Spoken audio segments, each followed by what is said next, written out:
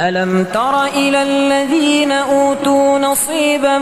من الكتاب يدعون إلى كتاب الله ليحكم بينهم ثم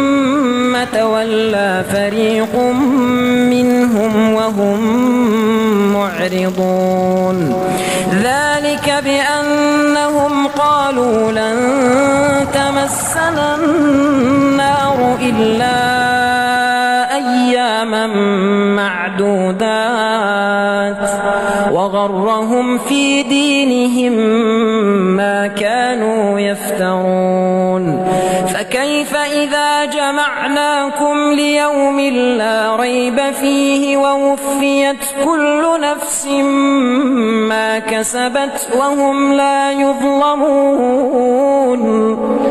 قل اللهم مالك الملك تؤتي الملك من تشاء وتنزع الملك ممن تشاء وتعز من تشاء وتذل من تشاء بيدك الخير إنك على كل شيء قدير تولج الليل في النهار وتولج النهار في الليل وتخرج الحي من الميت وتخرج الميت من الحي وترزق من تشاء بغير حساب لا يتخذ المؤمنون الكافرين أولياء من دون المؤمنين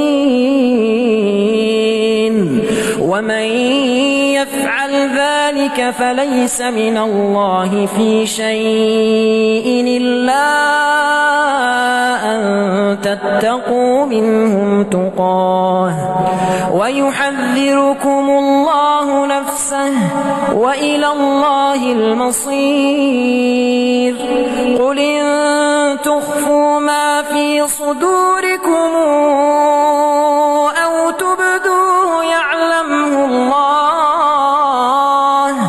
ويعلم ما في السماوات وما في الأرض والله على كل شيء قدير يوم تجد كل نفس ما عملت من خير محضرا وما عملت من سوء تود لو أن بينها وبينه أمدا بعيدا ويحذركم الله نفسه والله رؤوف بالعباد قل إن كنتم تحبون الله فاتبعوني يحببكم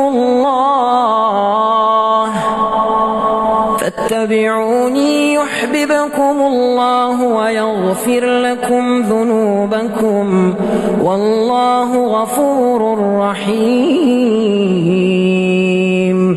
قل اطيعوا الله والرسول فإن تولوا فإن الله لا يحب الكافرين